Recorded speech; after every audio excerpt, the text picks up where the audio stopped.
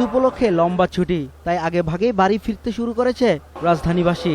ছুটির আগে শেষ কর্মদিবসের সকালেই কমলাপুর রেল স্টেশনে ছিল উপচে পড়া ভিড়। মোটামুটি নির্ধারিত সময়ে কমলাপুর থেকে গন্তব্যের উদ্দেশ্যে ছেড়ে যাচ্ছে ট্রেন। ঈদ যাত্রায় অনেকটা স্বস্তিতেই ট্রেনে বাড়ি ফিরছেন যাত্রীরা। প্রিয়জনের সাথে ঈদ করার আবেগ সবার চোখে মুখে।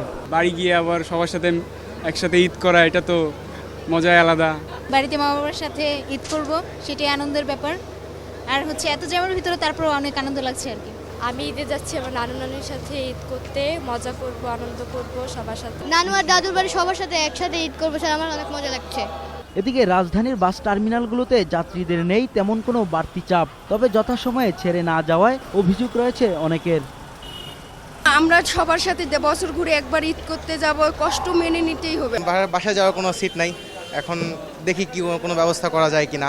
বাড়ি যাব, অনেক অনেক মজা লাগতেছে। ঈদের আনন্দেতে সবার সাথে ভাগাভাগি করার জন্যই বাড়িতে যাচ্ছি। 2-3 ঘন্টা বা তারও বেশি লেট হতে পারে। বহুদূর পাড়ি দিয়ে যখন প্রিয়জনের মুখ দেখবেন, পথের ক্লান্তি ভুলে যাবেন গড়মুখো এই মানুষগুলো।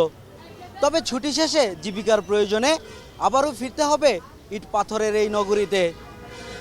শ্যামলী বাস কাউন্টার থেকে রাসেল খান, 21 টেলিভিশন, ঢাকা।